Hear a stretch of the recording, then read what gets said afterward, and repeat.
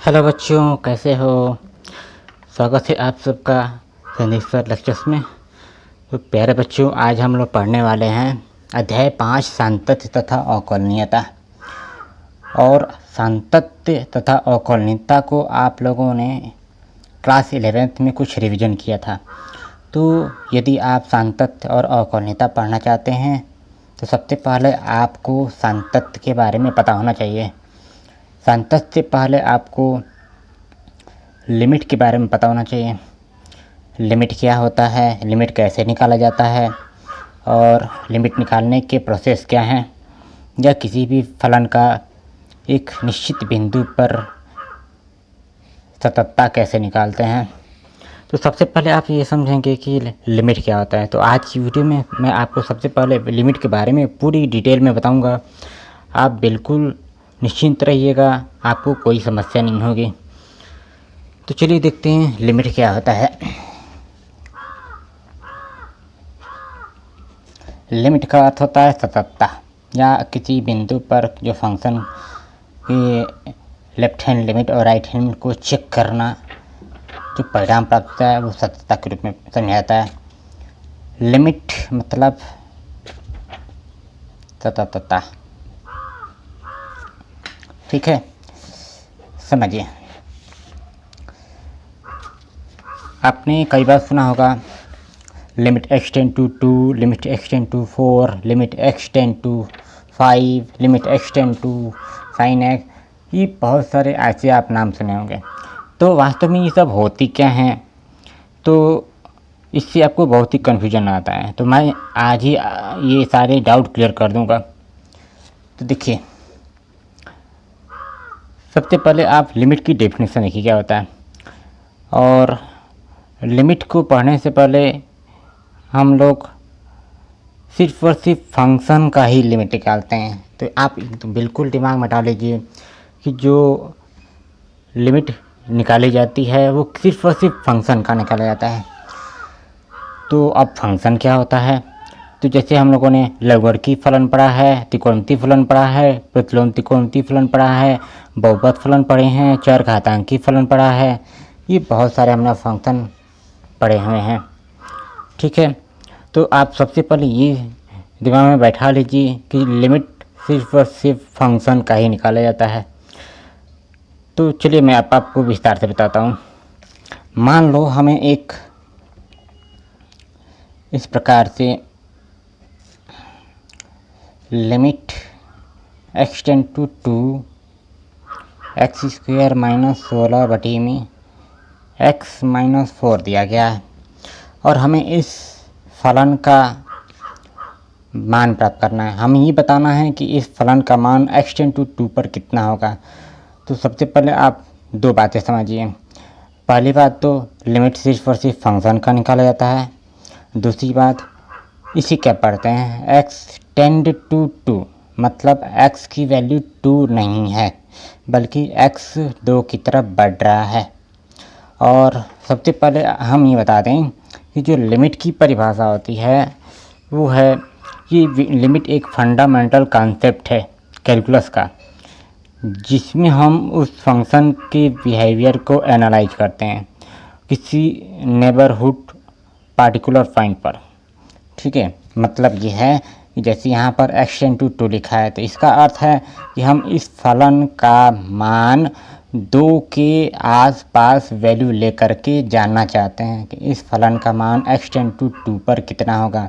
ये ध्यान रहे कि x टेंड टू 2 का मतलब x की वैल्यू 2 नहीं है बल्कि x का मान 2 की तरफ बढ़ रहा है, या तो बाएं साइड से आए या तो राइट हैंड साइड से आए, बल्कि 2 के आसपास की वैल्यू, यानी कि इसके नेबरहुड पार्टिकुलर पॉइंट पर। तो सबसे पहले मैं डेफिनेशन लिख देता हूँ। Fundamental concept of calculus, fundamental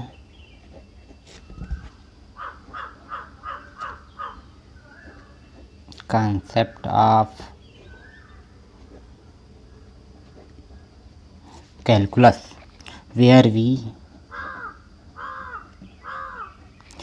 analyze the behavior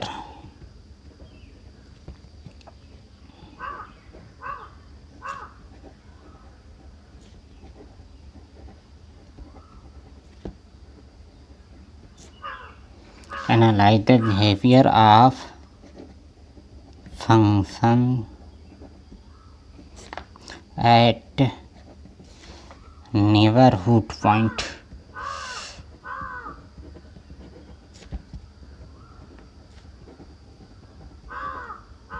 neighbourhood of particular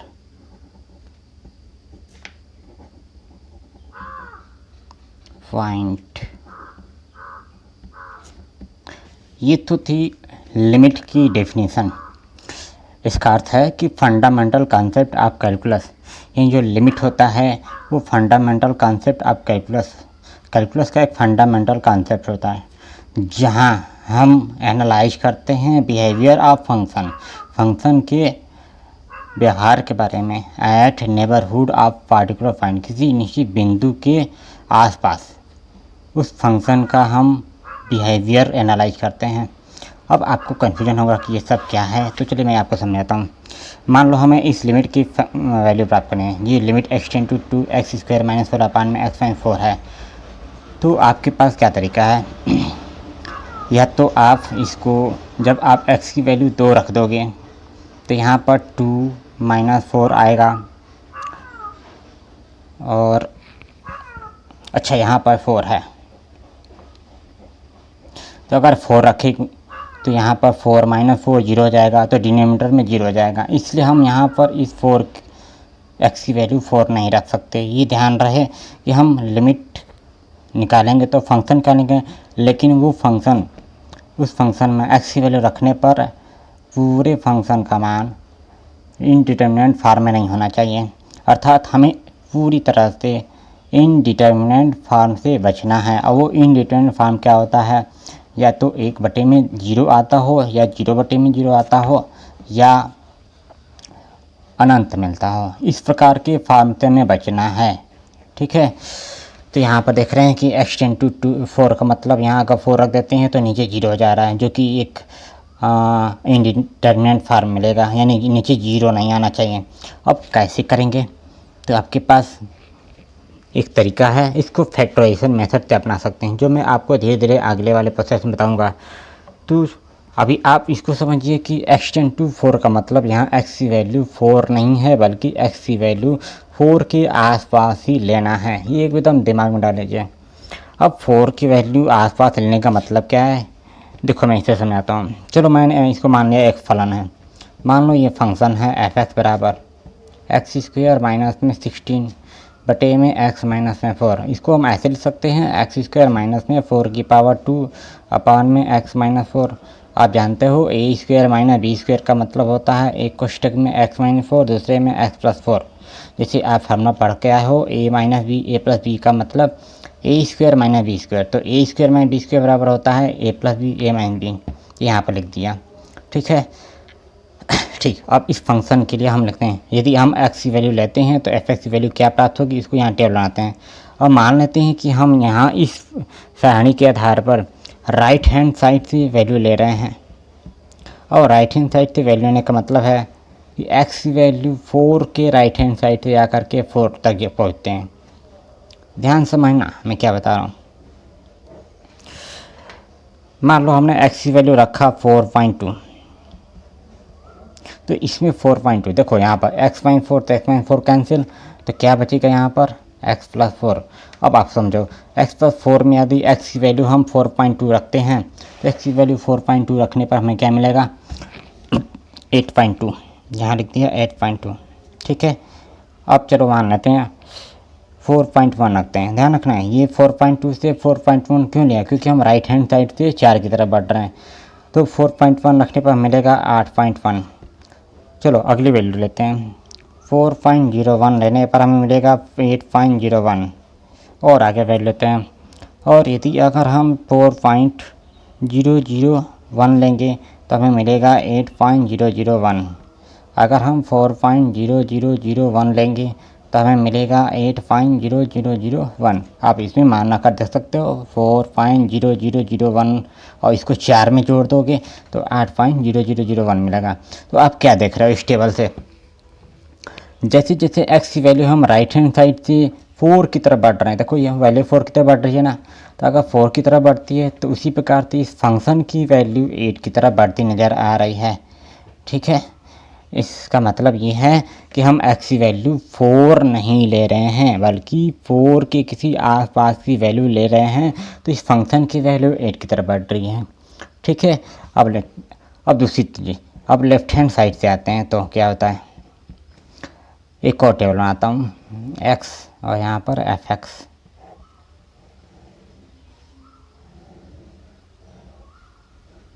अब ध्यान समझो, यदि हम x की वैल्यू लेफ्ट हैंड साइड से, ध्यान रखना ये लेफ्ट हैंड साइड से आ रहा हूँ, तो लेफ्ट हैंड साइड से अगर हम x की वैल्यू रखते हैं तो देखिए क्या मिलता है। मान लो अगर हमने x की वैल्यू लेफ्ट हैंड साइड से 3.8 रख दिया तो हमें मिलेगा 7.8। इसमें जोड़कर देख लो, 3.8 रखने पर 4 3 7 7.8 मिलेगा, ये लिख दिया। अब और अगर वैल्यू ले लें 3.9 तब हमें मिलेगा 7.9। चलो और आगे लेते हैं वैल्यू 3.999 तो हमें मिलेगा 7.999।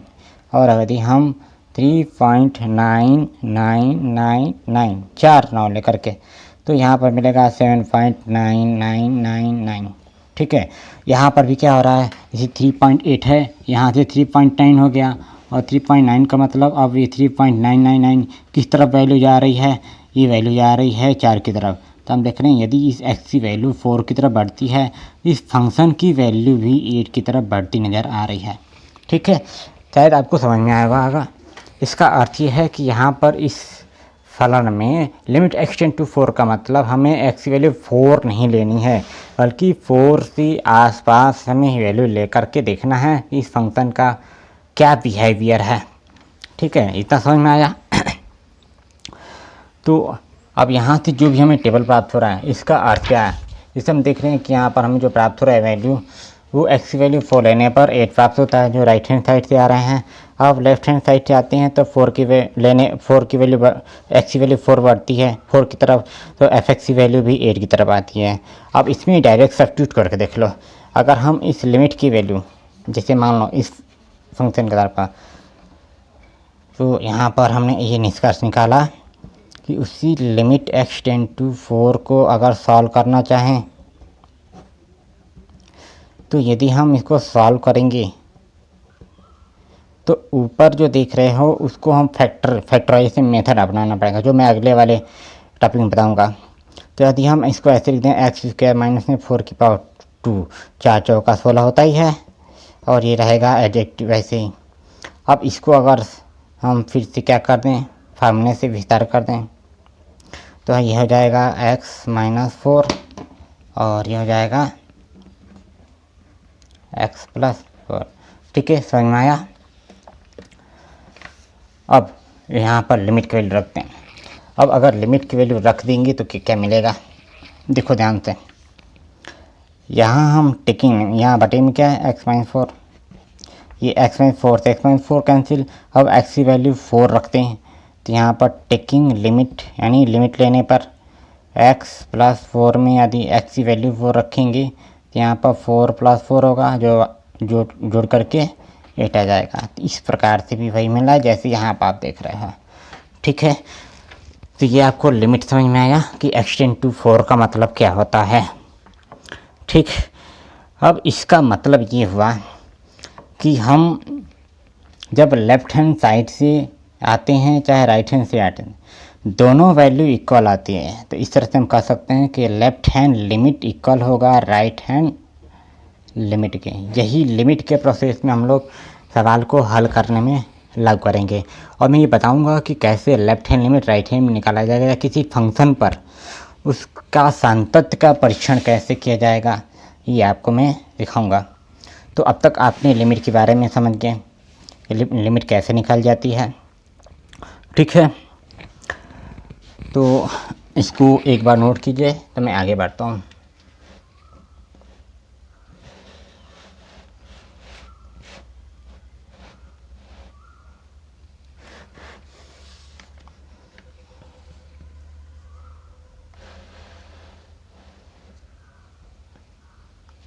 ठीक है, अब देखो, अब हम इस लिमिट को अलग अलग प्रोसेस के रूप में देखते हैं। कि कुछ लिमिट निकालने के लिए विभिन्न प्रकार के नियम कितने हैं, तो ध्यान से देखेंगे।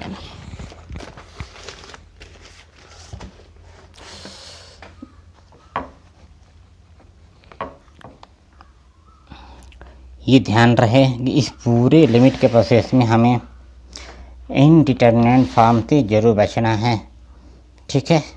तभी हम इस फंक्शन का इस नेबरहुड पॉइंट पर वैल्यू निकाल सकते हैं। इसी के लिए हमें अलग प्रोसेस अपनाना पड़ता है। तो देखो यहाँ से अब इसके क्या क्या तरीके हैं। पहला देखते हैं लिमिट निकालने के कुछ विभिन्न प्रकार के नियम। लिमिट निकालने के कुछ विभिन्न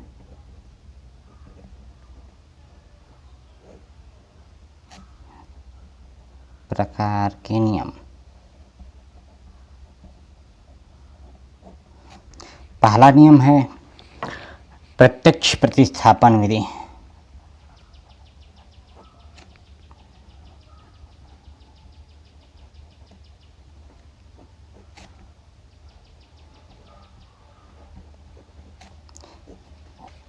मान लेते हैं एक क्वेश्चन ले लेते हैं, limit x tend to 2 x square minus 4 upon x plus 2, ठीक। अब ध्यान समझो, अब इस फंक्शन की हमें वैल्यू निकालनी है एक्स टेंड टू 2 पर। तो इस लिमिट की वैल्यू एक्स टेंड टू 2 तभी रख सकते हैं जब इस पूरे फलन का मान 0/0 का फॉर्म ना मिलता हो, यानी इनडिटरमिनेंट फॉर्म ना मिलता हो, या आप यूँ समझ सकते हैं 1/0 ना मिलता हो। इस इनडिटरमिनेंट फॉर्म से हमें बचना है। तो देखो एक्स टेंड टू 2 यानी एक्स वैल्यू 2 रखने पर यहाँ 2 + 2 4 हो रहा है, जो कि 0 के बराबर नहीं है। इसलिए हम यहाँ पर इस लिमिट की वैल्यू डायरेक्ट रख सकते हैं। जब हमें इनडिटरमिनेंट फॉर्म नहीं मिलता है तभी हम इस एक्स वैल्यू रख सकते हैं। तो इसी को कहा जाता है प्रत्यक्ष प्रतिस्थापन विधि, जिस विधि में इस पूरे फंक्शन का मान x के स्थान पर वो वैल्यू रखने पर इनडिटरमिनेंट फॉर्म नाम प्राप्त हो, उसी को प्रत्यक्ष प्रतिस्थापन विधि कहते हैं, ठीक है। यदि ऐसा नहीं होता है तो कोई और मेथड अपनाना पड़ेगा। तो यहाँ पर क्या किया हमने, लिमिट लेने पर, इसको आप टेकिंग लिमिट भी लिख सकते हैं, लिमिट लेने पर। तो लिमिट लिया यहाँ पर, तो ये जाएगा एक्स स्क्वायर माइनस 4 में हम एक्स की वैल्यू क्या ले रहे हैं 2, और 2 ले लिया, 2 की पावर 2 अपॉन में 2 + 2। अब इसको सॉल्व कर लो, ये 4 - 4 अपॉन में कितना आएगा 4, ये 0 अपॉन में 4 बराबर 0। ये ध्यान रहे कि ये 0 ऊपर चलेगा, नीचे 0 नहीं चलेगा, क्योंकि 0 अपॉन 4 का मान 0 होता है। लेकिन अगर 4 ऊपर हो और नीचे 0 हो तो उसकी वैल्यू अनंत होती है, यानी उसको बोलते हैं इनफाइनाइट। उससे हमें बचना है, तो नीचे 0 नहीं आना चाहिए। अगर आता है तो कोई और मेथड अपनाना पड़ेगा इसके अलावा, ठीक है। चलो और क्वेश्चन कर लेते हैं, क्वेश्चन नंबर 2, ये आपका आंसर। अगला क्वेश्चन है लिमिट एक्स टेंड टू 0, और यहाँ पर हमने दिया 1 + x + 1 - x अपॉन 1 + x। अब यदि x की वैल्यू 0 रख देंगे तो क्या ये नीचे 0 आ रहा है, तो आंसर नहीं आ रहा है। इसलिए हम x वैल्यू डायरेक्ट रख सकते हैं, इसमें सब्स्टिट्यूट कर सकते हैं, ठीक है। तो हमने क्या किया, लिमिट ले लिया, टेकिंग लिमिट लिख दो। यहाँ पर लिखा 1 + x की वैल्यू 0 प्लस 1 माइनस यहाँ पर भी 0 अपॉन में 1 + 0। तो ये हमें देगा वर्गमूल 1 + वर्गमूल 1 अपॉन में 1 बराबर ये 2 आएगा, बट्टे में 1 बराबर केवल 2 आंसर आ गया, ठीक है। बिल्कुल आसान है। 1 का वर्गमूल 1 और इसका भी वर्गमूल 1 को 1 में जोड़ दो, 2 आएगा, बटे में 1 का मतलब 2 लिख दो, ठीक है। उम्मीद करता हूँ बहुत ही आसान है आपको लिमिट निकालना। इस तरह से अभी ये प्रत्यक्ष विधि वाले जो कि इनडिटरमिनेंट फॉर्म में मिल रहे हैं उस प्रकार की ये क्वेश्चन है, ठीक है। चलो अगला क्वेश्चन देखते हैं, क्वेश्चन नंबर 3। अगला है limit x tend to 1 1 plus x minus 1 की पूरी power 2 upon 1 plus x square.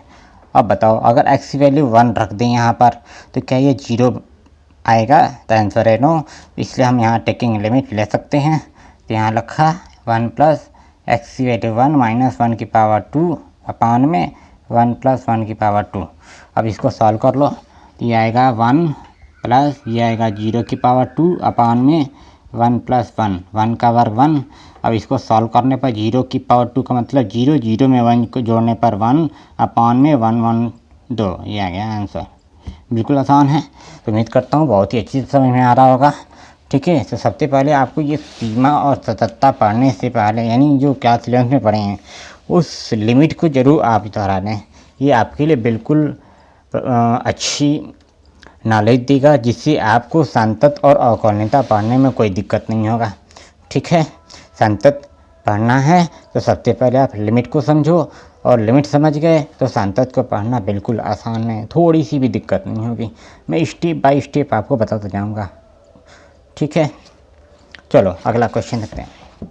Question number 4। अभी तक हम लोग क्या कर रहे हैं? प्रत्यक्ष प्रतिस्थापन विधि को लागू कर रहे हैं। और भी और विधियां हैं, उनको भी देखेंगे। क्वेश्चन नंबर 4 है limit x tend to 0 ax plus b upon में cx प्लस डी। अब सोचो x की वैल्यू 0 रख देते हैं तो ये पूरा 0 और 0 में d को ऐड करने पर कितना प्राप्त होगा? d जो कि 0 के बराबर नहीं आ रहा है। तो यहाँ भी टेकिंग लिमिट ले सकते हैं। तो यहाँ लिखा a गुणे 0 प्लस b बटे में यहाँ क्या c गुणे 0 प्लस d। तो ये पूरी तरह से 0, ये भी 0, 0 में b जोड़ दो b आएगा बटे में d आएगा। ये आंसर आ गया। ठीक है, मुझे लगता है बहुत ही आसान है। तो मैं आपको क्वेश्चन दे देता हूँ, शायद आप हल कर सकते हैं आसानी से और ज़रूर ट्राई कीजिएगा। ये आपके लिए होमवर्क रहेगा। पहला, लिमिट एक्सटेंड टू 2 यहाँ लिखा एक्स स्क्वायर माइनस में 27 अपॉन में एक्स स्क्वायर माइनस में 1। ठीक।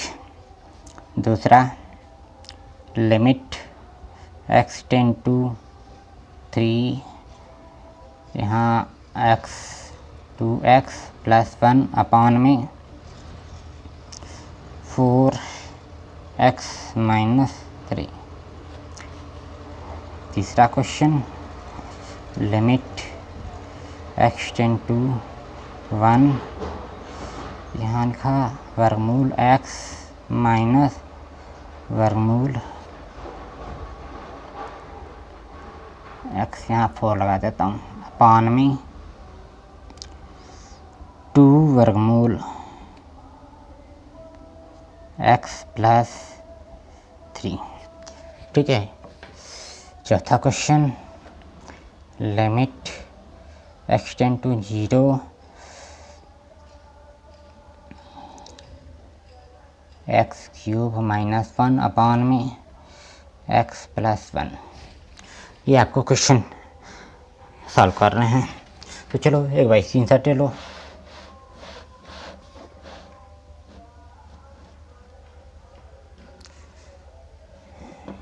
ये रहा आपका होमवर्क। ठीक है, तो प्यारे बच्चों, उम्मीद करता हूँ आपको बहुत ही अच्छी तरह समझ में आया होगा। अगर आपको अभी समझ में नहीं आया है तो इस वीडियो को पूरी तरह से फिर से रिवीजन कीजिए, बिल्कुल क्लियर समझ में आ जाएगा। ठीक है, और इस टेबल को ज़रूर आप रिवीजन कीजिएगा जिससे आपको पूरी अच्छी तरह समझ में आए। और ये ध्यान रहेगा आपको कि यहाँ पर हम लिमिट जो निकालते हैं वो सिर्फ और सिर्फ फंक्शन का ही निकालते हैं। ठीक है, और इस एक्सटेंड टू 4 का मतलब है कि x वैल्यू 4 नहीं है बल्कि x की वैल्यू 4 के आसपास है। जैसे यहाँ पर मैंने लिखा है नेबरहुड ऑफ पार्टिकुलर पॉइंट, यानी किसी नेबरहुड पॉइंट पर ही इस फंक्शन की वैल्यू चेक किया जाता है। ठीक है, एक और आपको जानकारी बताता हूँ। जैसे आप यहाँ देख रहे हो इस क्वेश्चन में। इस क्वेश्चन में जो हम लिखा है एक्स स्क्वायर माइनस 16 अपान में एक्स माइनस 4, तो इस क्वेश्चन में ये जो लिमिट हमने लिया है इसका अर्थ ये है कि जब भी आप इस फंक्शन का, जैसे आप एक्स की वैल्यू यहाँ पर 4 रख रहे थे तो ये पूरे इंडिटरमिनेट फॉर्म आ रहा था, तो जब x टेंड टू 4 हो तो इस फंक्शन के अंश में या हर में x माइनस 4 गुणनखंड जरूर मिलता है, या तो अंश में मिलता हो या तो हर में मिलता हो या दोनों में मिलता हो। ठीक है, अगर x टेंड टू 3 है तो समझो इस दोनों ऊपर नीचे के गुणनखंड में x माइनस 3 गुणनखंड मिलेगा। अगर x टेंड टू 1 है तो x माइनस 1 गुणनखंड मिलेगा, अर्थात यहाँ x टेंड टू 4 का मतलब 4 प्लस में है, तो समझो x माइनस 4 ऊपर नीचे गुणनखंड में प्राप्त होगा। समझ गए? जैसे यहाँ पर देखो x टेंड टू 4 लिखा है तो यहाँ पर गुणनखंड में x माइनस 4 प्राप्त हुआ है ना, और नीचे तो पहले से मौजूद है। तो इस बात का ध्यान रखिएगा। इससे ये आसान होता है कि जब भी आप इसका गुणनखंड करेंगे तो आपको पता चल जाएगा कि इसके गुणनखंड में क्या मिलेगा इसको देखने पर। ठीक है, तो उम्मीद करता हूँ बहुत अच्छी समझ में आया होगा। तो मिलते हैं अगले टॉपिक पर। तो आप ऐसे ही खुश रहें, मस्त रहें और अपने आसपास साफ सफाई रखें। थैंक यू, धन्यवाद।